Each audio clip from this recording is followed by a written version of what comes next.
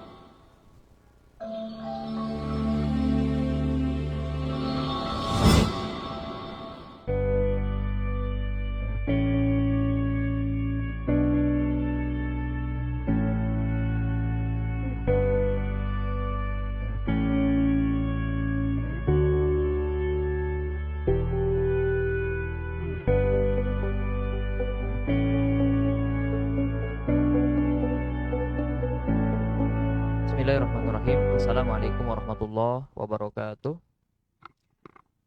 Alhamdulillahirabbil alamin. Shalatu wassalamu ala asrofil anbiya'i wal mursalin wa ala alihi wa sahbihi wa man da'a bi da'watihi wal tazama bi tariqatihi wa ja'alal aqidatal islamiyatan asasan li fikratihi wa ahkamas syar'iyyata bi qiyasan li a'malih wa masdaran li ahkamih. Asyhadu an la ilaha illallah wa asyhadu anna Muhammadan abduhu wa rasuluhu la nabiyya ba'da. Allahumma shalli ala Muhammad wa ala ali Muhammad. Rabbi syrah li sadri wa yassir li amri wahlul 'uqdatam min lisani yafqahu qawli, amma ba'd. Alhamdulillah, puji dan syukur kita panjatkan kehadirat Allah Subhanahu wa taala karena pada sore hari ini kita bisa berjumpa kembali di acara Kantin Remaja bersama channel Facebook Ar-Risalah. Salawat dan salam kepada Nabi kita Muhammad sallallahu alaihi wasallam. Karena dengan perjuangan beliau kita dapat mengenal Islam dan dapat menjadikan Islam sebagai pedoman hidup kita.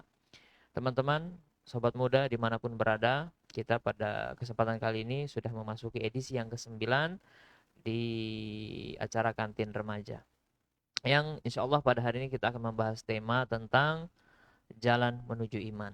Nah, teman-teman sekalian, pantengin ya, perhatikan, dengarkan sampai akhir ya. Like, subscribe, dan share ke teman-temannya sehingga kita bisa menyebarluaskan kegiatan ini dalam rangka dakwah Islamiyah.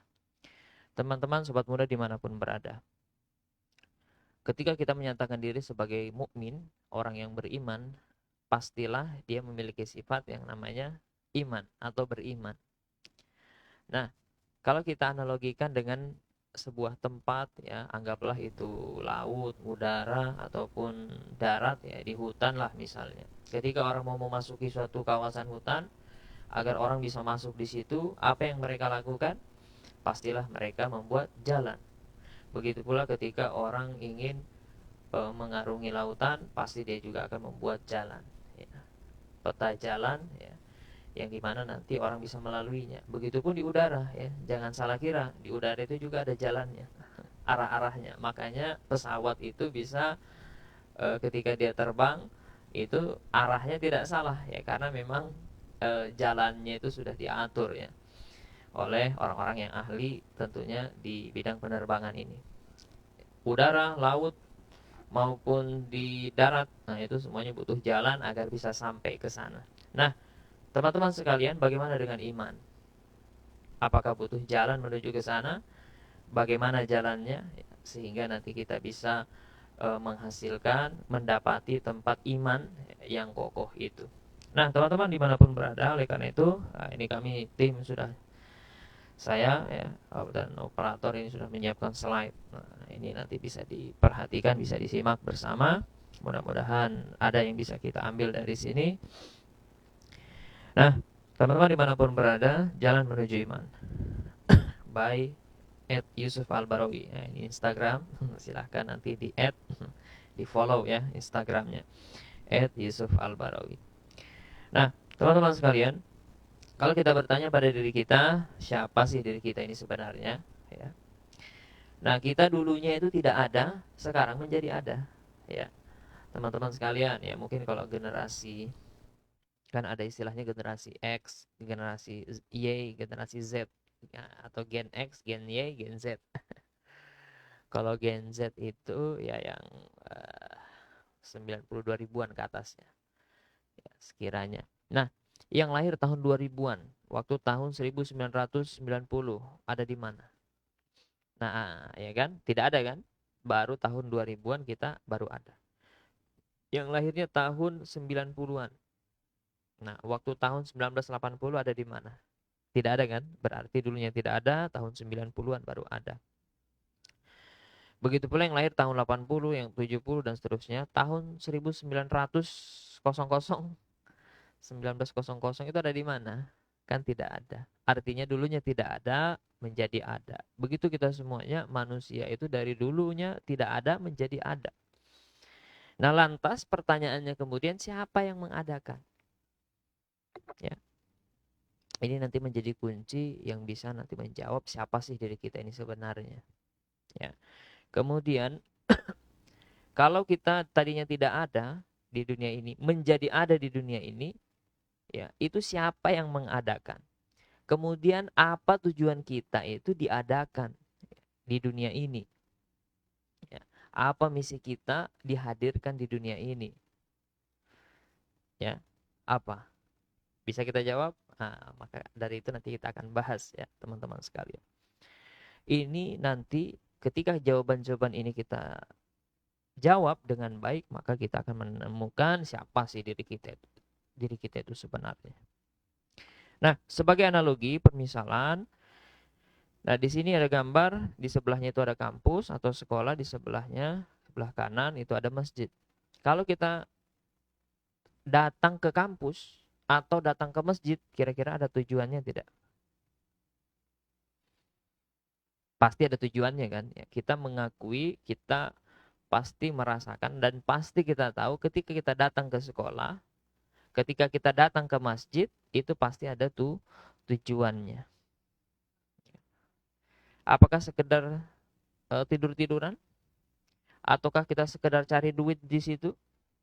Ataukah kita di sana yang tadinya di masjid yang sandal rusak, datang ke sana mau nyari sandal baru? Atau nanti ke sekolahan ingin cari laptop, kemudian laptop yang bagus diambil? Nah, ini tugasnya pencuri nih, ya. Atau apa tujuan utama kita datang ke sekolah, ke kampus, atau ke masjid? Ya kan? Manusia ketika dia datang ke sekolah itu kan macam-macam tujuannya. Akan tetapi pasti ada tujuan utamanya sekolah itu dibuat. Sehingga itu menjadi tujuan utama orang datang ke sana. Pasti ada kan, ya? Ya, tujuan utamanya itu apa? Kalau kita datang ke sekolah, ya tujuan utamanya itu adalah belajar atau pendidikan, yang berkaitan dengan pendidikan.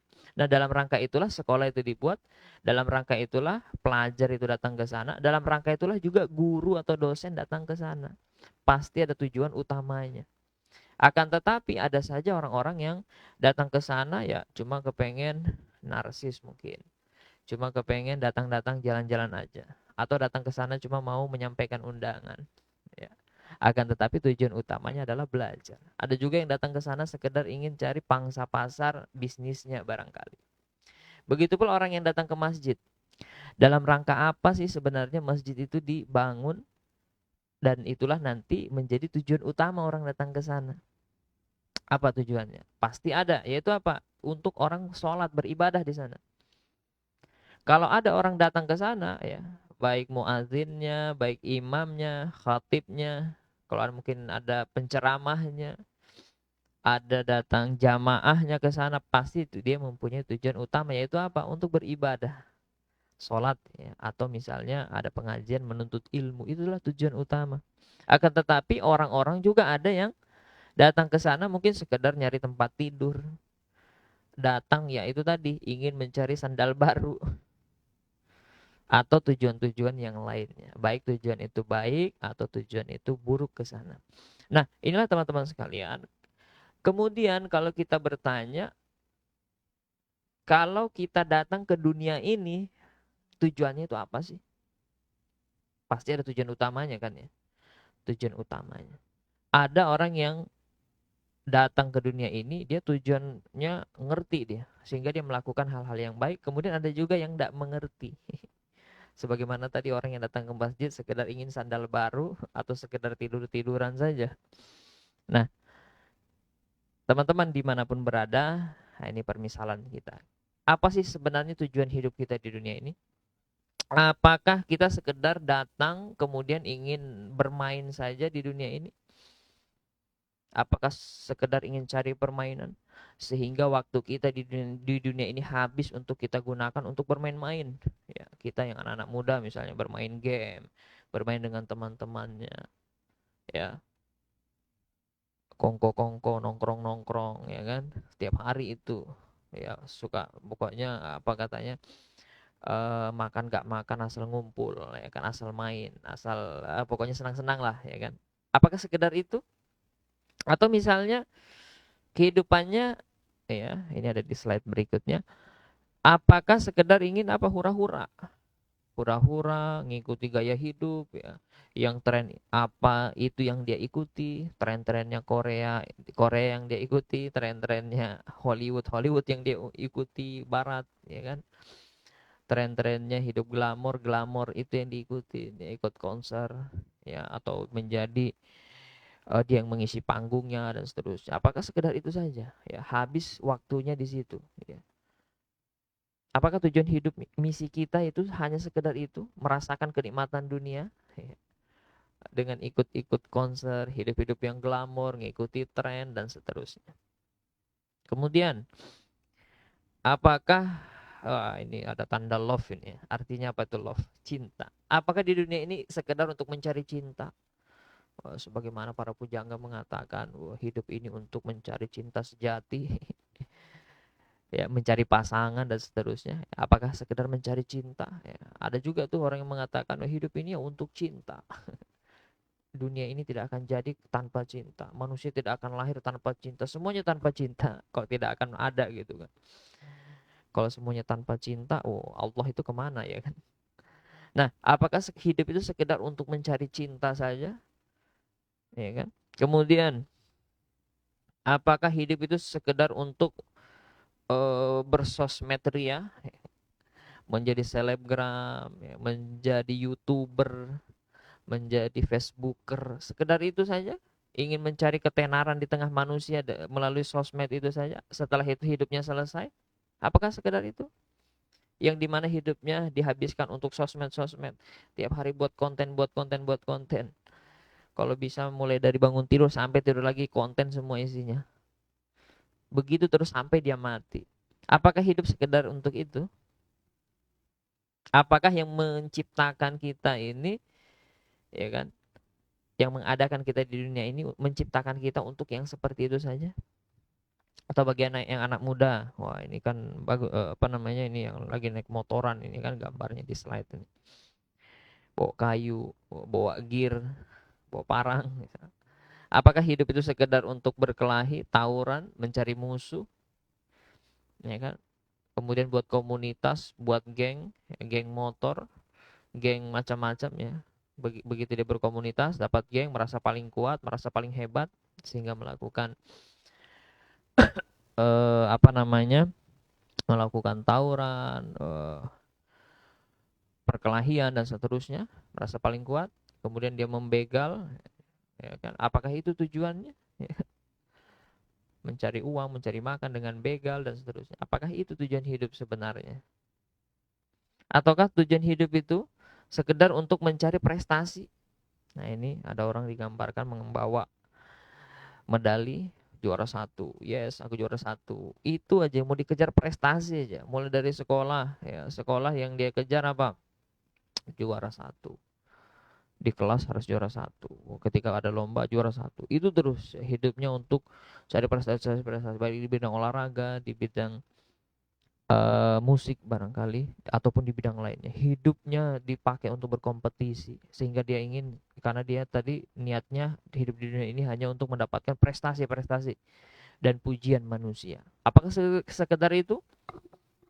Ataukah sekedar untuk hura-hura berbelanja, ya, menghabiskan uangnya, kemudian poya-poya, ya dia pakai keliling dunia, ya hari ini di negara A, besok di negara B, besok di negara C, besoknya lagi di negara D dan seterusnya, keliling dunia, ya mulai dari muda sampai dia tua. Itu yang dia cari, itu yang dia gunakan, manfaatkan waktunya hanya untuk itu. Apakah itu misi hidup kita di dunia, untuk berkeliling dunia, shopping, belanja, sekedar untuk memenuhi kebutuhan perut ke bawah?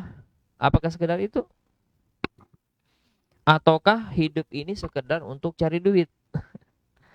Saya pernah ada seorang teman, dia ngomong begini, saya heran di dunia ini, apa-apa orang carinya duit, apa-apa di ngomongin duit, butuhnya duit, mau apa-apa harus ada duit. Dia mengatakan begini, berarti hidup kita ini untuk duit, tidak ada yang lain. Karena semua kebutuhan kita harus ada duit. Mau ngapain ada duit. Bahkan mau berbelanja, mau bikin masjid juga harus ada duit. Berarti hidup kita ini untuk duit, duit, duit. Dari duit untuk duit akan kembali kepada duit. Semuanya untuk duit. Apakah seperti itu tujuan manusia?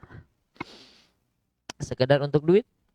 Atau ada tujuan yang lain? Nah, ini yang akan kita bahas. Jalan menuju iman. Nah, sebelum kita berbicara mengenai keimanan, nah ini dulu kita belajar dulu, kita mengetahui dulu bagaimana sih kita nanti bisa sampai ke arah keimanan itu. Nah, kita ya kalau di dalam bahasa Arab itu ada namanya yakin, ada namanya zon, ya. Yakin itu apa? 100%. Nah, iman itu begitu, yakin. Yakin itu 100%, itu istilah dalam bahasa Arab. Ya, jadi Islam itu punya istilah khas tentang keyakinan ini apa? Ya yakin, yakin itu sendiri. Iman. Kemudian apa? Akidah yang berkaitan dengan ini, tauhid dan seterusnya. Itu adalah istilah yang hanya dimiliki Islam. Ya, itu adalah istilah syar'i yang punya Islam. Ya, hanya Islam yang punya itu. Ya. Iman itu apa? Ya 100% dia yakin. Tidak ada keraguan sedikit pun. At-tasdiqul jazm. Ya, ulama mengatakan at-tasdiqul jazm. Iman itu at-tasdiqul jazm. Ya, kalau dilanjut al-mutabiqi lil waqi' an dalil. Ya, atau anid dalil. Pembenaran yang pasti, yang bersumber sesuai dengan fakta, yang dia itu bersumber dari dalil. Ya, dan nanti kalau kita berbicara masalah dalil, dalil itu nanti ada dalil naqli, ada dalil akli. Akli ini kalau dia masih dalam jangkauan akal, tapi kalau di luar jangkauan akal, ya karena panca inderanya itu tidak bisa menjangkau, maka memakai dalil naqli dengan menukil, ya, mengambil apa-apa yang ada pada nas untuk dia yakini. Ya, inilah yang berkaitan dengan iman. Ya. Dan orang iman itu ya ketika dia iman, ya di hatinya mengatakan iman. Ya, mengatakan iman. Begitupun orang yang tidak beriman, ya dia tidak akan meyakini sesuatu yang dia tidak imani. Sekalipun di mulutnya itu dia mengatakan aku iman, iman, iman. Tapi kalau dalam hatinya nggak iman ya tetap. Kalau ditanya percaya nggak ada hantu, percaya nggak ada hantu. Oh percaya, oh di situ ada penjaganya itu. Oh, di mulutnya memang gitu, tapi di hatinya belum tentu dia yakin, karena dia belum pernah melihat hantu, ya kan? Makanya nanti ada istilah yang berikutnya, ada zon, ada waham, ada syak itu dalam bahasa Arab. Yang keyakinannya itu tidak sampai pada 100%. Nah, begitu. Akan tetapi begitu dia yakin, orang yang sudah yakin, ya misalnya yakin iman, iman kepada Allah Subhanahu wa taala. Nah, ketika dia yakin, maka apa? Akan tergambar pada lisannya, ya kan? Dan juga akan tergambar pada perbuatan. Makanya para ulama mengartikan iman ini atas diku bil qalbi, iqraru bil lisani, wal amalu bil jawari. Pembenaran dengan hati, ya kan? Yang dibuktikan dengan apa? Ikrar dengan lisannya, kemudian amal dengan anggota tubuhnya. Ya, dengan amal perbuatannya itu dia menggambarkan iman itu. Nah, teman-teman dimanapun berada, inilah berkaitan dengan iman, ya, yang dimana iman itu tidak ada keraguan sedikit. Ya, Imam Ibnu Mas'ud ya uh, di dalam kitab yang ditulis oleh Ibnu Rajab Al-Hambali, ya, di situ beliau mengatakan apa? Dan Fathul Bari, ya, di situ dikatakan bahwa iman itu ya hatta yanfi ar-raib, ya. Dia itu sampai menafikan semua keraguan, ya. Keraguan, ya. Jadi dia tidak ada ragu secuil pun. Itulah yang dinamakan iman itu, yakin. Ya. Adapun di bawah yakin ini namanya zon. Zon itu 99%. 90 di bawah 100%. Ada lagi di bawahnya namanya waham. Waham ini dia 50-50, percaya nggak percaya. Kemudian ada lagi di bawahnya yang namanya syak. Syak ini dia antara tidak percaya atau percayanya sedikit sekali. Ketika dia mendengar ada orang bohong ngomong, ya itu dia tidak akan percaya. Saya bisa terbang loh, saya ini Superman. Kalau ada orang ngomong begitu pasti dia syak itu, tidak percaya. Tidak percaya, atau ada percayanya sedikit aja, saya bisa terbang, tapi kayaknya dukun. Nah itu ya, nah ini yang di bawah-bawah ini bukan iman, itu tidak pantas untuk diimani. Yang pantas untuk diimani adalah sesuatu yang memang harus kita imani. Nah teman-teman dimanapun berada, inilah yang berkaitan dengan iman. Nah jalan menuju iman, nah makanya kita nanti akan menuju ke sana. Ya jalan untuk menuju ke sana ya, itu kita ya sama, kalau kita ingin memahami yang namanya Al-Quran itu butuh alat, ya kan? Kita mau tahu keaslian emas, bagaimana caranya? Untuk mengetahui keaslian emas pasti ada alatnya. Begitu pula ketika kita ingin memahami Al-Quran pasti ada ilmu alatnya. Ya, yakni apa? Bahasa Arab. Begitu pula kalau kita mau nanti sampai derajat keimanan ini, nah itu juga ada dalam tanda kutip alatnya. Ada alatnya. Alatnya. Yaitu apa? Ya, nanti kita akan bahas. Nah ini kita di slide berikutnya. Mari kita berpikir. Ya, kita berpikir tentang keberadaan manusia, alam semesta. Apakah di balik itu nanti ada yang menciptakan, ya kan? Nah, mari kita berpikir. Nah, teman-teman sekalian, kalau kita berpikir, berpikir itu tentu saja membutuhkan yang pertama apa? Fakta. Fakta yang akan kita pikirkan. Misal, kalau kita ditanya, apakah Allah itu ada? Nah, Allah ini apakah dia fakta ataukah imajinasi? Nah, nanti karena kita sampai bagaimana. Kalau dia imajinasi berarti dia kan tidak ada, cuma diada-adakan. Sebagaimana orang-orang yang tidak meyakini Tuhan, dia mengatakan apa? Tuhan itu telah mati. Atau God is apa namanya? Agama itu hanya candu, ya. Tuhan itu diada-adakan supaya manusia itu punya harapan dan seterusnya. Kan ada yang berpemahaman seperti itu. Tuhan itu telah mati, ya. Sini apa? Nizel, ya. Kemudian orang-orang Orang-orang materialis juga mengatakan agama itu sesuatu yang diadakan. Tuhan itu tidak ada. Tuhan itu bullshit dan seterusnya. Itu kalau menganggap sebagai Tuhan itu sebagai Allah itu sebagai imajinasi. Nah, pertanyaannya kemudian apakah Allah itu fakta ada, keberadaan wajibul wujud dan seterusnya, apakah ada? Apakah bisa akal kita bisa menjangkaunya? Nah, makanya nanti kita pakai alat yang namanya berpikir ini. Ya. Kemudian melibatkan indera. Berpikir itu melibatkan indera. Ya, kalau kita ingin mengetahui keberadaan kursi, ya kita harus indera itu kursi. Oh, ini tuh kursi. Ada betulan. Kalau kita mau mengetahui keberadaan komputer, ya kita lihat dulu ada enggak benda yang namanya komputer. Sama juga, tapi itu sesuatu yang tidak goib, bisa kita lihat secara langsung. Akan tetapi kalau dia yang goib bagaimana? Keberadaan angin misalnya yang tidak kita lihat, keberadaan aroma, ketika ada temannya misalnya buang angin, wah itu kan dicari-cari tuh, ini siapa yang buang angin ini kan? Kok ada baunya tapi aromanya terasa tapi zatnya tidak kelihatan. Nah, sesuatu yang gaib ini yang tidak kelihatan oleh mata kita, ya. Nah, ini kan ya kalau tadi komputer kan bisa dilihat secara langsung, bisa dilihat bendanya. Tapi kalau sesuatu yang tidak kelihatan tadi bagaimana caranya? Yang kita lihat itu adalah tanda-tandanya. Nah, ini fungsi indera kita, melihat tanda-tanda itu. Begitu pula nanti kalau kita berbicara keberadaan Allah, kita lihat tanda-tandanya. Makanya di Al-Quran dikatakan wa min ayatihi. Nah, kalau sudah ada ayat ya di Quran surah Ar-Rum itu contohnya. Kalau ada ayat berbicara wa min ayatihi, ya kan, di antara tanda-tanda itu, kalau ada ayat seperti itu maka kata setelahnya itu adalah sesuatu yang besar yang ingin diceritakan oleh yang mengkalamkan Al-Quran. Sesuatu yang besar itu. Yang itu nanti menjadi tanda-tanda. Kita mau tahu ada angin, tanda-tandanya kelihatan tidak? Dengan apa? Bergeraknya ranting-ranting pohon, bergeraknya daun, itu menandakan ada angin. Nah, ini yang indranya yang bisa kita lihat, karena kita tidak bisa lihat zatnya, kita bisa lihat tanda-tandanya.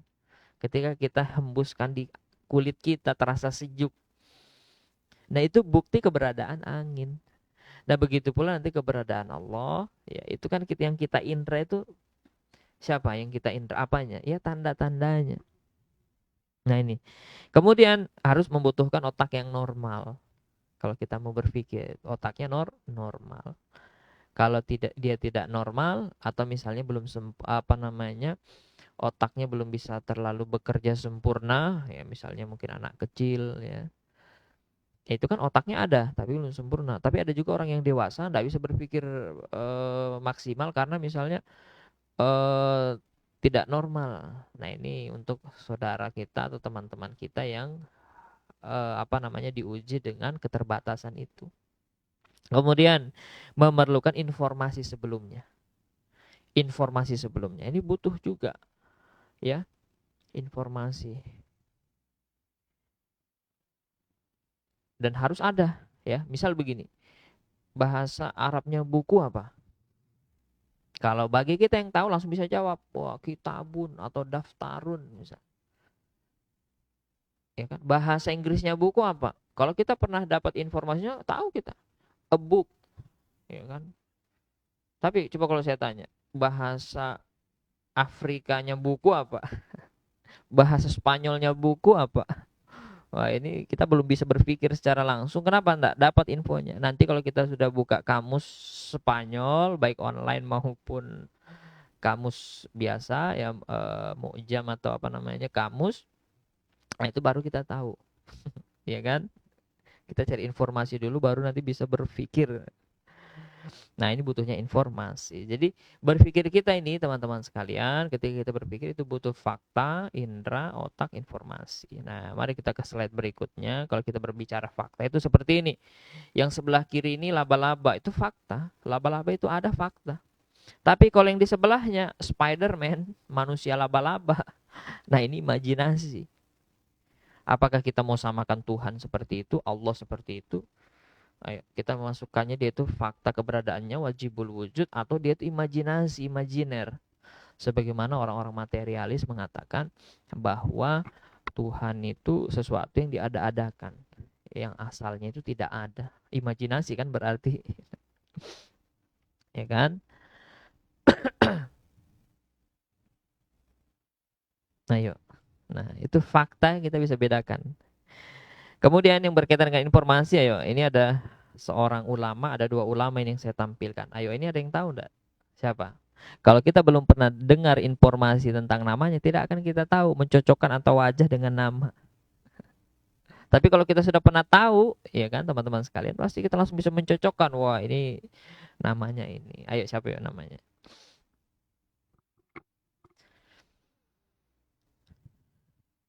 Oke ya, nanti silahkan cari. Kemudian ini, ayo kita baca. Ada yang bisa baca? Ini tulisan apa sih ini? Ya kan? Kok kayak apa gitu. Nah, perlu saya kasih tahu ini adalah tulisan Al-Qur'an. Ya, Al-Qur'an itu sebelum ada sakalnya, A I U E O, apa namanya, tanda bacanya, fathah fathatain, kasroh kasrotain, doma domatain, ada tasydidnya, ada sukunnya dan tanda-tanda selainnya. Itu dulu itu Quran itu hurufnya sederhana saja. Namun ketika perkembangan zaman, ya, ulama-ulama apa namanya, agar mudah itu didakwahkan, disampaikan kepada orang-orang yang akan didakwahi, makanya terus itu dikembangkan itu bagaimana tanda baca dan seterusnya sampai yang ada sekarang ya. Bahkan ada Quran ya. Nah, ini juga jasa-jasa ulama dan para khalifah terdahulu ya. Yang dulu awalnya asalnya Al-Quran itu dengan tulisan-tulisan sederhana yang barangkali orang sekarang tidak bisa baca banyak, kecuali orang yang tadi dapat informasinya baru dia bisa baca itu. Nah, sampai sekarang ya, yang sudah ada tanda bacaan yang mudah kita baca. Ya kan? Itu pun yang sudah pernah belajar ya. Kalau belum belajar juga Al-Quran yang tulisan modern seperti sekarang kita tidak akan tahu. Bahkan ada Al-Quran sekarang itu dikasih warna-warna. Oh, kalau warna ini nanti ada kol-kolah, wah ini izhar, ini itu kom. Ya kan? Nanti kalau warna ini ada idgham bi gunnah, ada idgham bila gunnah dan seterusnya. Terus dipermudah cara bacanya supaya kita makin mudah membaca. Kenapa bisa kita baca? Karena tahu informasinya. Kalau kita yang digambar ini tidak tahu, tidak akan kita bisa baca kalau tidak dapat informasinya. Nah, teman-teman sekalian, pertanyaannya kemudian, bagaimana sih keberadaan informasi ini, pentingnya informasi? Nah, kita lihat di Al-Baqarah ayat 31. Di situ Allah Subhanahu wa taala berfirman, "Wa 'allama Adamal asma'a kullaha tsumma 'aradahum 'alal malaikati faqala anbi'uni bi asma'i haula'i in kuntum shodiqin." Dan dia Allah mengajarkan atau memberikan informasi kepada Adam nama-nama benda seluruhnya. Ya, jadi di Al-Qur'an ini diberitahukan oleh Allah Subhanahu wa taala yang mengkalamkan Al-Qur'an itu. Di situ dikatakan bahwa Nabi Adam dulu itu yang membuat Nabi Adam itu tahu segala nama-nama, nama benda, nama apapun itu adalah Allah, ya kan, yang mengajarkan. Nah, jadi itu informasi. Kalau tidak diberikan informasi oleh Allah, Nabi Adam itu tidak akan ngerti apa-apa. Tidak akan tahu ya, manusia pertama ya. Nah, dari sini kita bisa ambil ya, kalau kita baca di kitabnya At-Tafkir yang ditulis oleh Syekh Taqiyuddin, di situ dikatakan bahwa ayat ini menceritakan itu tentang kinerja otak atau akal manusia. Di situ butuh nanti informasi. Ya, manusia pertama itu kan akalnya bisa bekerja, ya Nabi Adam bisa bekerja itu karena ada informasi. Ila akhirih. Kemudian nah, ini tadi tentang berpikir ya. Nanti kita akan ajak berpikir tentang keberadaan Allah, bagaimana manusia dan seterusnya. Nah, ini kemudian, nah sebelum ke sana kita pelajari dulu ya hal-hal jalan yang akan nanti bisa membuat kita itu bisa beriman tentang Al-Qur'an ya. Karena di Al-Qur'an ini menjadi dalil nakli untuk kita. Kalau tadi dalil akli berpikir, nah ini kita berbicara dalil nakli. Bagaimana dalil nakli itu bisa enggak kredibilitasnya itu meyakinkan kita, bisa meyakinkan kita tidak. Nah, tentang Al-Qur'an. Nah, Al-Qur'an ini betul tidak dari pencipta kita?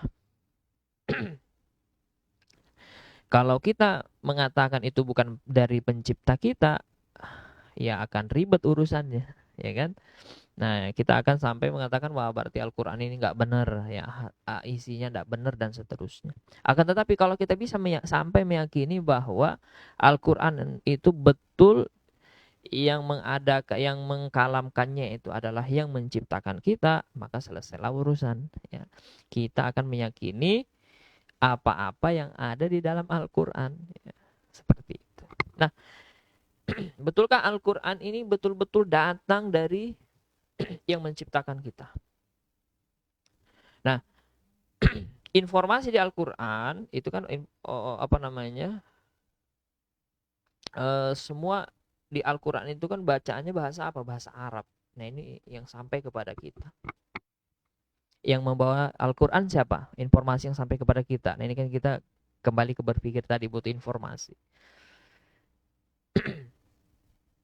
Yang membuat sampai kepada kita itu siapa? Ya Nabi Muhammad Shallallahu Alaihi Wasallam. Dan terus diriwayatkan dari satu generasi ke generasi lain, dari ke generasi sahabat, tabi'in, ya tabi'ut tabi'in dan seterusnya. Makanya dia ini disebutkan, diriwayatkan secara mutawatir, karena bukan lagi apa namanya, perawi 1 2 3 4 5, tapi secara generasi itu diturunkan. Maka dia sampai derajat mutawatir ini Al-Qur'an. Ya. Dan sampai kepada kita sejak zaman Nabi Muhammad SAW sampai sekarang, Al-Qur'an ini tidak ada perubahan. Sama ya, karena yang meriwayatkannya itu adalah generasi ya. Satu generasi ke generasi lain. Dan di dalam Al-Qur'an ini itu mengajak kita berpikir ya, ini ada stempel-stempel keaslian ya, sesuatu itu asli ya kan. Biasa surat asli, tidak lihat stempelnya. Kalau stempelnya betul, nah berarti asli ya kan. Nah, Al-Qur'an ini punya dalam tanda kutip stempel-stempel keaslian. Ya. Apa yang pertama stempelnya? Ayat yang pertama di dalam Quran surah Al-Baqarah. Alif Lam Mim. Dzalikal kitabu la raiba fi hudalil muttaqin. Alif Lam Mim. Ini kalau di Al-Qur'an, kalau kita belajar ulumul Qur'an itu namanya huruf muqatta'ah. Huruf yang terpisah, yang dimana huruf muqatta'ah ini salah satu bagian daripada fawatih as-suwar, pembuka surah di dalam Al-Qur'an. Ada Alif Lam Mim, ada Alif Lam Ra, Yasin, Toha, dan seterusnya ya. Itu ada cukup banyak itu ayat yang diawali dengan huruf muqatta'ah seperti itu. Makanya karena di huruf muqatta'ah terpisah, tidak boleh dibaca bersambung. Alif Lam Mim dibaca alam, alim, alum. Nah, apa sih makna Alif Lam Mim ini? Ya, di salah satu kitab Ulumul Quran disebutkan bahwa Alif Lam Mim ini untuk sebagai penarik orang-orang Arab zaman dulu. Ya, ketika pada saat itu terjadi keemasan di bidang sastra, orang-orang punya sastra yang luar biasa. Di tengah-tengah mereka diturunkan Al-Qur'an, sebagai penarik mereka itu adanya huruf muqatta'ah ini, yang dimana pada saat itu belum biasa digunakan, belum digunakan oleh orang-orang Arab pada saat itu. Ya kan, ini makanya sesuatu yang baru kan pasti akan menarik orang tuh. Ya, sebagaimana dulu orang belum ngerti yang namanya TikTok. Ya kan, begitu ada TikTok, mau rame-rame orang nyari TikTok. Apa sih TikTok? TikTok, lama-lama TikTok kan semua ya kan. Sampai di pinggir jalan orang berTikTok ya, joget-joget nggak jelas kadang. Nah, begitu pula ini gambarannya saja ketika ada tulisan ya kan, Al-Qur'an ya, kalam Alif Lam Mim tulis ya, itu kan, oh ini apa ini? Alif Lam Mim zalikal kitabu la raiba fi. Zalika artinya itu, tapi dijadikan artinya apa? Ini. Nah, ini belajar ilmu balaghah ini ya. Profesor Wahbah Az-Zuhaili di dalam tafsirnya beliau mengatakan bahwa zalika diganti ini jadi hadza, itu kenapa? Karena itu untuk mengagungkan ya. Banyak itu kata-kata dirubah untuk mengagungkan ya. Salah satunya misalnya kalau dalam bahasa Arab kamu, tapi kalau untuk orang yang dihormati misalnya guru, dosen, jangan anta. Anta itu kamu, diganti antum. Antum itu sebagai untuk yang halus, kita menghormati dia. Jadi anta jadi antum untuk menghormati. Nah, begitu ya. Ini berkaitan dengan ilmu bahasa Arab, bahasa Al-Qur'an. Zalikal kitabu la raiba fih. Tidak ada keraguan sedikit. Inilah kitab Al-Qur'an. Zalikal kitab la raiba fih hudal lil muttaqin. Tidak ada keraguan sedikit pun di dalamnya. Pertanyaannya, adakah buku di dunia ini selain Al-Qur'an yang berani mengatakan isinya itu tidak ada keraguan, tidak ada kesalahan sedikit pun? Kan tidak ada. Hanya yang berani itu Al-Qur'an. Paling yang ada apa? Di kata pengantarnya apa? Mengatakan dia mengatakan begini. Di dalam tulisan ini bisa saja terdapat kesalahan karena ada pepatah yang mengatakan tidak ada gading yang tak retak. Biasanya begitu.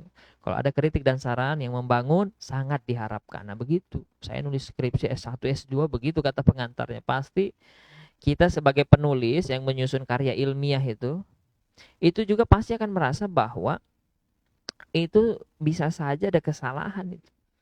Jangankan orang biasa, yang profesor sekalipun juga pasti akan merasa itu bisa saja apa yang ditulisnya itu ada kesalahan. Makanya tidak akan berani mengatakan karya ilmiahnya, di dalam karya ilmiah ini tidak ada keraguan sedikit pun, tidak ada kesalahan sedikit pun. Kalau berani mengatakan ada salah, hadapi saya. Itu sombong banget itu. Sama seperti Al-Quran ini sombong. Sombong betul ini. Dia mengatakan apa? Tidak ada keraguan, tidak ada kesalahan sedikit pun. Nah, kalau manusia sombong itu kan tidak pantas. Karena apa? Sehebat-hebatnya profesor masih ada yang lebih pintar lagi, pasti ada yang lebih hebat lagi. Tapi kalau yang ngomong itu Allah, ya klop saja. Karena Allah itu punya sifat yang namanya al-mutakabbir, yang maha sombong. Dan memang Allah itu ya memang pantas dia sombong. Kenapa? Tidak ada yang lebih hebat daripada Allah. Siapa yang lebih hebat? Siapa yang lebih pintar? Allah itu maha aziz, ya kan? Al-Qawi, maha kuat, ya kan? Maha alim, ya, ilmunya luar biasa, ya kan? Ilmu Allah, ya, nikmat Allah itu sekalipun tadi lautan jadi tintanya, ranting-ranting jadi penanya dituliskan di alam ini, itu tidak akan bisa itu menyamahi ilmunya Allah. Saking luasnya ilmu Allah. Tidak ada yang menyamai Allah. Makanya pantas Allah itu memberikan statement pada dia di dalam hadis qudsi mengatakan, kesombongan itu adalah jubahku, keagungan itu adalah pakaianku, kata Allah di dalam hadis qudsi. Allah menempelkan sifat sombong dan kita mengatakan di al-mutakabbir itu pantas. Tapi kalau manusia nggak pantas. Kenapa? Kalau manusia sombong pasti ada salah dia. Kenapa? Karena yang lebih pintar daripada dia itu pasti ada. Pasti ada. Nah, teman-teman yang dirahmati Allah, sobat muda dimanapun berada, jadi yang mengkalamkan Al-Quran ini adalah sesuatu yang maha sombong, karena memang sombong kata-katanya. Dia mengatakan tidak ada keraguan, tidak ada kesalahan sedikit pun di dalamnya. Dan ketika dicermati isinya oleh para ahli bahasa, jangankan kita, ya para ahli biasa sudah mengatakan ini Al-Quran ini bahasanya bukan bahasa sembarangan. Dia punya struktur bahasa yang luar biasa. Zaman dulu tidak ada yang namanya penyuntingan. Rasul ketika ayat itu turun, Rasul kan langsung nuruh sahabat menulis. Kemudian nama-nama surat itu berdasarkan wahyu dari Allah. Kalau kita belajar di Ulumul Quran, itu nanti ada namanya, apa itu namanya, ilmu tentang penyusunan Al-Quran, itu munasabah Al-Quran. Ya, ketika ayat turun ya, kata Rasul ini tulis ini ya, nanti masukkan ini ayatnya, itu ini namanya ayatnya, ini surahnya surah Al-Alaq misalnya, surah ini surah Al-Fatihah, ini surah ini, nanti kalau ada ayat yang turun itu nanti langsung disusun. Rasul sendiri yang nyusun berdasarkan wahyu. Dan Rasul, iya kan, itu dikatakan dia ummi, tidak bisa baca. Kemudian tidak ada penyuntingan di zaman itu. Tapi kok bisa susunannya itu sudah pas gitu loh. Dan kalau kita teliti susunan Quran, ya, ini pernah diteliti oleh salah seorang sastrawan barat, itu pernah diteliti tentang ada namanya komposisi cincin. ring composition. Ya, itu nanti cari di internet. Bagaimana susunan-susunan Al-Quran itu punya susunan kesusastraan yang luar biasa. Tanpa ada penyuntingan, itu bisa susunannya itu rapi, susunan maknanya itu luar biasa. Ya, ini saya pernah jelaskan juga di YouTube saya ya, Yusuf Al-Barwi itu ada buka tentang uh, Al-Quran Kalamullah. Nah itu pernah saya jelaskan, itu nanti bisa dilihat di situ. Tapi saya tidak jelaskan secara rinci juga. Nah, kalau mau rinci lagi buka tentang ring composition. Ring composition. Nah itu bagaimana Al-Quran itu susunannya sudah luar biasa tanpa melalui proses penyuntingan, pengeditan. Kalau kita ngedit-ngedit kan bisa kita susun. Oh nanti saya mau begini model tulisan saya. Pertama-tama itu tulis dulu ya kan. Kalau tekniknya penulisan itu tulis dulu. Nanti baru diedit-edit, hapus-hapus kalau ada yang salah. Di Al-Quran ini tidak ada proses editing, tidak ada proses penyuntingan, tapi bagus dia susunannya. Ya, punya susunan kesusastraan yang luar biasa yang melampaui buatan manusia. Kalau manusia kan harus edit-edit dulu, itu pun masih kalah dengan Al-Quran. Subhanallah, ini membuktikan memang Al-Quran itu bukan datang dari manusia. Ya, bagi orang yang ngerti. Makanya kita ikut ulama saja ya. Ulama itu sudah ngerti bahasanya. Ini kan ahli-ahli bahasa Arab. Bahkan orang-orang ahli bahasa Arab yang non muslim sekalipun dia merujuknya bahasa Arabnya itu bahasa Arab Quran. Seperti itu ya. Subhanallah. Kemudian, nah ini itu kalau kita bahas panjang sekali ya, bagaimana bukti-bukti bahasa Al-Qur'an ya, baik dari kosakatanya, balaghahnya dan sebagainya. Itu nanti menunjukkan kemukjizatan Al-Quran yang mengatakan bahwa Al-Quran itu betul-betul bukan datang dari manusia, bukan datang dari Nabi Muhammad, bukan datang dari orang Arab, tapi betul-betul dikalamkan oleh Allah Subhanahu wa Ta'ala. Kemudian kalau masih tidak percaya dari itu baca ayat Quran surah Hud ayat 13. A'udzubillahi minasyaitonirrajim. Am yaquluna naftarahu Qul fa'tu bi asri suwarin mislihi muftarayatin wada'u manistata'tum min dunillahi in kuntum shadiqin.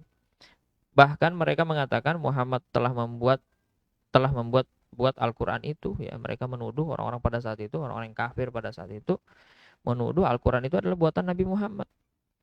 Kemudian Nabi Muhammad diperintah oleh Allah, katakanlah kepada mereka, datangkan itu 10 surat. Nah ini 10 surat di sini ya. Oh ini banyak ini ya masih. 10 surat yang dibuat-buat yang menyamainya. Baik dari sisi retorikanya, dari sisi kosakatanya yang menyamai Al-Quran buat. Orang-orang pada saat itu ditantang. Bahkan manusia juga ditantang. Orang saat ini juga ditantang untuk membuat yang bisa 10 surat yang bisa menyamai Al-Quran. Dari sisi penulisan, balaghah, retorika Al-Quran, kosakatanya yang bisa menyamai itu. Ada yang bisa? Zaman dulu sudah angkat tangan orang-orang kafir yang ahli-ahli penyair itu sudah mengangkat tangan. Gak bisa menjawab tantangan ini. Nah kalau Al-Quran menantang ini berarti kan gak mungkin dari manusia. Masa manusia mau menantang dirinya sendiri kan gak mungkin. Ya, ini adalah bukti bahwa betul-betul Al-Quran ini bukan karangan Nabi Muhammad, bukan karangan manusia. Ya, karena Al-Quran menantang ini dan buktinya belum ada yang bisa menjawab tantangannya. Ya. Kemudian di surah Yunus ayat 38. Nah, ini kembali lagi ditantang. Kalau tadi 10 surat, 10 surah enggak ada yang bisa. Ini dikasih 1 surat aja. Am yaqulu naftarahu qul fa'tu bisuratin. Nah, kalau tadi bisuwarin ya. Kalau surah itu dia mufrad. Kalau suwarin nah itu jamak dia. Fa'tu bisuratin mislihi wada'u manistata'tum min dunillahi in kuntum shadiqin. Apakah pantas mereka mengatakan dia Muhammad yang telah membuat-buatnya Al-Quran itu? Katakanlah, buatlah sebuah surat saja. Nah, ini sudah tadi 10 enggak ada yang bisa. Ini 1 surat aja. Yang semisal Al-Quran. Dan ajaklah siapa saja. Nah, ini disuruh ajak lagi. Ya. Siapa saja di antara kamu yang mampu membuatnya, Jika kamu benar, ya dah, kalau nggak bisa 1, 10, ya udah, satu orang 10 surat nggak bisa, ya sudah, satu surat keroyokan buat, bisa nggak buat Al-Quran yang semisal Al-Quran, satu surah aja yang bisa mengalahkan Al-Quran dari sisi kosakatanya, retorikanya, balagohnya, dan seterusnya. Zaman dulu juga angkat tangan, ya kan, tidak ada yang bisa menyamai Al-Quran, subhanallah. Yang dimana Al-Quran itu sekali lagi tidak ada proses editing, tidak ada proses penyuntingan, susunannya sudah begitu.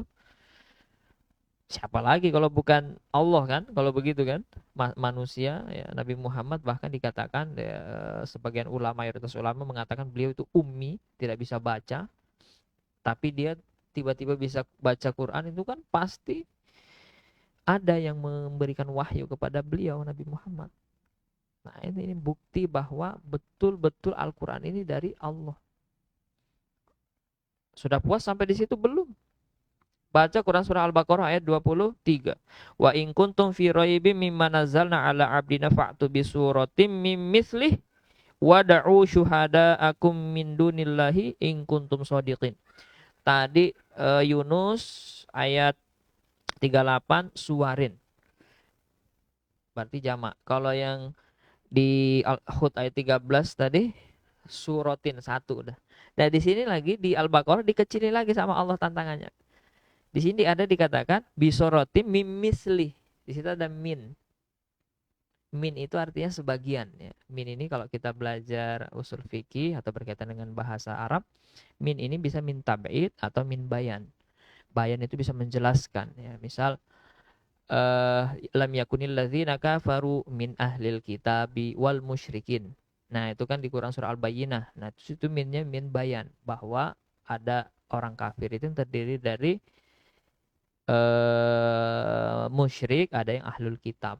Nah, itu penjelasan bayan. Tapi kalau di ayat ini mim misli, itu buat aja satu surah, sebagiannya, sebagian daripada satu surah. Enggak usah sampai satu surah, sebagian aja yang bisa menyamai Al-Quran. Apa yang paling kecil dari Al-Quran? Inna a'tayna, atau kul ya, yang bisa kita bicara apa, kasih katanya 3 kul. Kulhu ya kan. Sebagian itu aja ditantang oleh Al-Quran, bisa enggak kalian itu buat? Bahkan di sini dikatakan wada'u syuhada'akum min dunillahi, ajak itu penolong-penolongmu. Bayangkan, itu sudah tadi 10 nggak bisa, satu surah nggak bisa, ya udah sebagian daripada satu surah aja ditantang oleh Al-Quran, dan juga tidak ada yang bisa, teman-teman sekalian. Nah, ini bukti bahwa Al-Quran itu betul-betul datang dari Allah. Sudah pantaslah kita meyakininya. Nah, teman-teman yang dimanapun berada, sekarang mari kita pikirkan, betul tidak kita itu betul-betul ada yang menciptakan kita, ya. Kalau kita mengatakan, ini kita akan berbicara fakta. Nah, ini di slide selanjutnya. Kalau kita mengatakan bunga matahari itu ada, berarti faktanya ada tidak? Kalau ada berarti dia ada, benar. Gunung Cendrawasih ada tidak? Kalau dia betul-betul ada faktanya berarti dia benar. Manusia ada tidak? Kalau betul-betul manusia itu ada berarti dia secara fakta berarti manusia itu ada dan itu benar. Begitu pula matahari, gunung, bulan, awan, langit, bumi, alam semesta itu ada. Ketika kita lihat faktanya dia benar-benar ada, berarti dia ada, kan? Kalau yang sebelum-sebelumnya ini bisa kita lihat faktanya secara langsung. Kalau bulan bisa kita lihat secara langsung. Tapi kalau kita berbicara bumi itu bulat, betul nggak bumi itu bulat? Nah, itu kan kita tidak bisa indra secara langsung kecuali kita keluar dari bumi. Kita bisa tahu bumi itu bulat, diajarkan oleh para ilmuwan, ada tanda-tandanya. Ada tanda-tandanya bumi itu bulat. Ya, ilmuwan-ilmuwan muslim juga sudah mengajarkan. Alam semesta, kita juga tidak akan bisa melihat utuh alam semesta kecuali kita bergerak menuju menjauh dari alam semesta. Misalnya galaksi Bima Sakti. Kita tahu bentuknya Bima Sakti itu kalau kita bisa menjauh. Tapi oleh para ilmuwan bisa diketahui tanda-tandanya. Ya, dikirim alat aja ke sana, ya kan, dilihat dari peredaran bumi, matahari dan seterusnya, nah itu nanti bisa ditahu. Sekarang kemudian dengan keberadaan Allah itu ada tidak? Bisa enggak kita indra? Minimal tanda-tandanya. Ya, ini di slide berikutnya. Diakah yang mengadakan kita di bumi ini? Allah kah? Allah itu adakah? Diakah yang mengadakan kita di sini? Nah, ini nanti kita akan ajak berpikir teman-teman sekalian sampai menghasilkan bahwa Tuhan itu ada. Siapa yang mengadakan alam semesta? Berikut isinya. Siapa dia? Oke. Kita berbicara dulu bahwa syarat terciptanya sesuatu itu harus ada ilmu, harus ada kekuatan, harus ada kehendak. Ya, kalau tidak ada tiga ini tidak akan ada itu. Misal, kursi. Kursi itu ada dengan sendirinya atau ada yang menciptakan? Pasti kita menjawab ada. Siapa? Ya, tukang, ya kan. Yang dimana seorang tukang ini dia harus punya ilmu, ya, supaya bisa mendesain itu. Kemudian harus ada kekuatan untuk mengangkat, menukul dan seterusnya sehingga nanti bisa jadi kursi. Dan ada kehendak, tukangnya mau. Kalau tukangnya nggak mau gimana? Tak akan jadi kursi kan. Kemudian rumah pun begitu. Harus ada seseorang yang buat, yang dia itu punya ilmu, kekuatan, kehendak, baru bisa. Nah, pertanyaannya kemudian bagaimana dengan tumbuhan? Apakah dia ada dengan sendirinya? Ataukah ada sesuatu yang punya ilmu, kekuatan, kehendak? Ya, kita kembali lagi bahwa syarat terciptanya sesuatu harus ada seseorang yang punya, harus ada sesuatu yang punya ilmu, kekuatan, kehendak. Nah, begitu pula dengan keberadaan hujan dan keberadaan alam semesta. Nah, kemudian kita melihat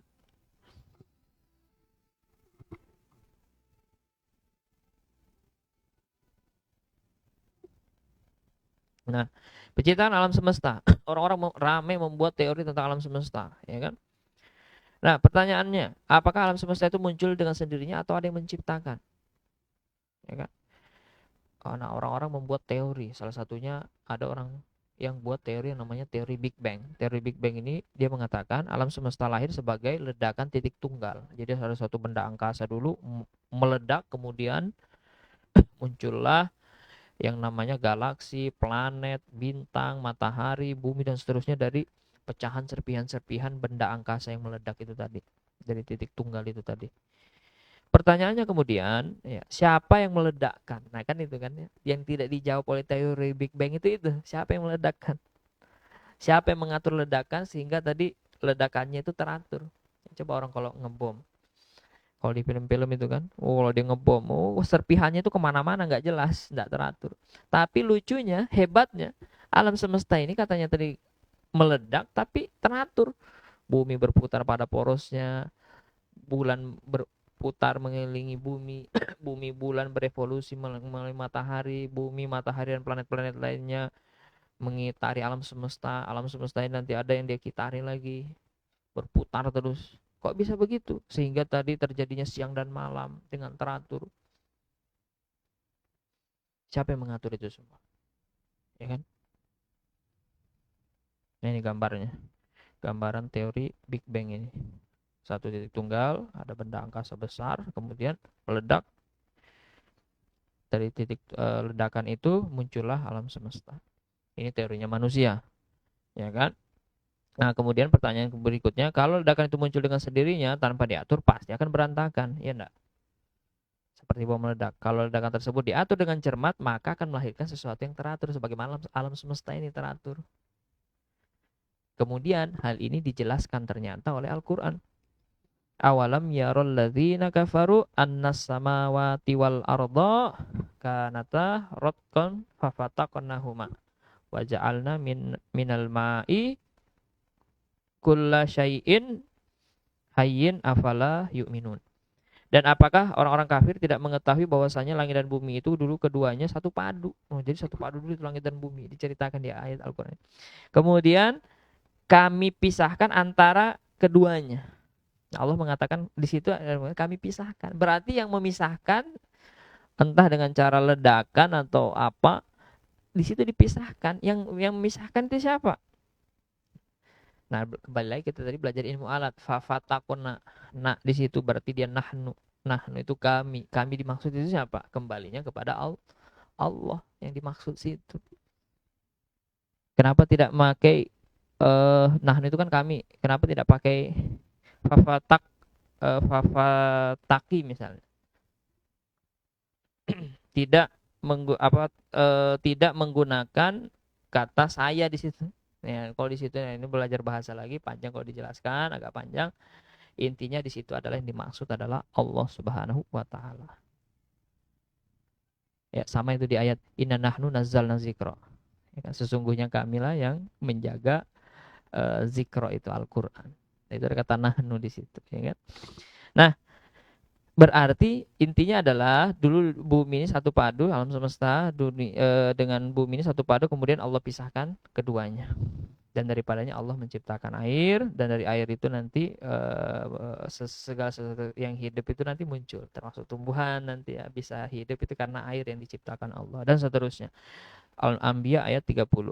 Walhasil di sini bahwa diterangkan bahwa di dalam Al-Qur'an yang menciptakan semua itu pasti ada. Akal kita juga menjawab ya, sebagaimana tadi teori Big Bang itu mengatakan meledak pasti ada yang mengatur kan. Akal kita mengatakan kalau dia sesuatu yang dihitung dengan cermat baik baru dia nanti teratur. Tapi kalau sembarangan pasti tidak akan teratur. Yang itu akal kita yang berpikir. Kemudian di-compare dengan ayat Al-Qur'an ini. Nah, disitulah nanti bisa menghasilkan sebuah keimanan dalam diri kita, keyakinan yang kuat, tidak ada keraguan sedikit pun bahwa alam semesta ini tercipta daripada ada yang menciptakan. Di sini belum disebut Allah ya sebenarnya, baru nahnu di sini.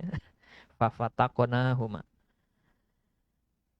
Anbiya ayat 30. Kemudian apa lagi?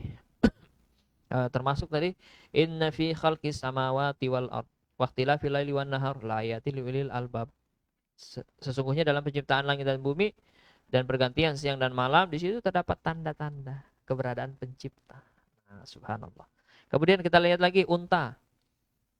Di Al-Qur'an kan juga menjelaskan tentang unta.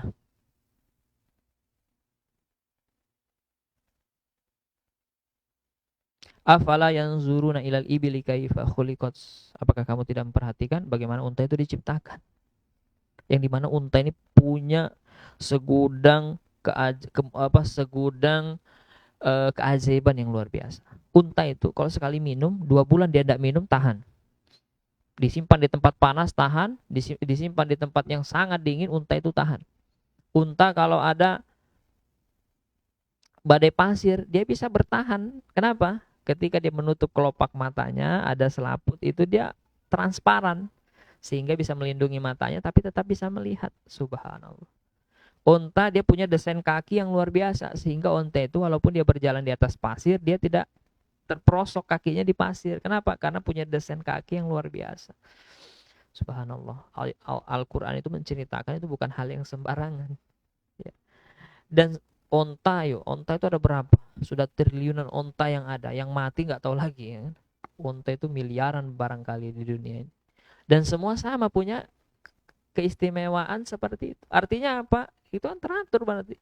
Tidak hanya 1-2 onta yang begitu, tapi semua onta punya kelebihan ya, kecuali ini cacat. Yang cacat itu pun itu bisa dideteksi. Cacat itu karena apa? Bukan karena cacat itu karena kebetulan, tidak. Cacat itu bisa dideteksi keteraturannya, kenapa bisa cacat dan seterusnya. Itu ada sunnatullahnya. Begitu pula manusia. Ada cacatnya, itu bisa dideteksi. Nah, teman-teman sekalian dimanapun berada, wah ini agak panjang ini edisi ini ya, karena berbicara tentang keimanan ini. Kemudian manusia lagi. Manusia itu ketika lahir, oh itu punya aplikasi yang luar biasa. Punya aplikasi audiovisual, mata, ya kan? Punya telinga.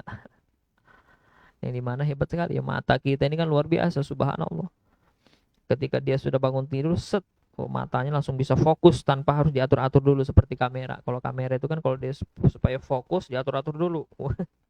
Supaya bisa zoom diatur-atur dulu. Kalau kita sudah bisa langsung kan. Luar biasa. Manusia juga punya aplikasi memori, sebagaimana memory card. Ya, memory card paling berapa giga kan, tapi kalau manusia punya otak, yang dimana otak itu apa yang kita alami dari lahir sampai kita mati nanti itu terekam semua di otak kita. Oh jadi kita nggak tahu berapa giga ini, saking hebatnya aplikasi memori di otak kita ini. Ya belum lagi nanti di sel darah dan sebagainya, yang dimana Orang kalau melahirkan itu kan bukan manusia yang setel-setel dalam perut, tidak. Begitu lahir, begitulah sudah jadinya dengan segala macam keajaiban aplikasi yang ada pada tubuh manusia. Dan semua manusia seperti itu sama. Kecuali yang cacat, dan cacat itu pun nanti bisa dideteksi bagaimana gennya dan seterusnya, itu teratur semua, bisa dipelajari sunnatullah. Nah teman-teman dimanapun berada, masihkah kita mengatakan manusia ini tidak ada yang mengatur, tidak ada yang mencipta, sementara luar biasa manusia itu? Manusia itu kan tidak ngerti bagaimana membuat sel darah merah, membuat sel darah putih, bagaimana membuat aplikasi mata. Ini saya bahasakan aplikasi ya. Aplikasi otak, aplikasi telinga, aplikasi mulut, aplikasi kaki, yang dimana kaki ini juga luar biasa, bisa menanggung beban sampai puluhan kilo, ratusan kilo, semua berapa berat badannya manusia bisa jadi dia topang itu selama kakinya kuat ya. Dan dari kaki inilah nanti orang belajar tentang bagaimana membuat jembatan, itu dari aplikasi kaki itu ya, saya pakai bahasa aplikasi.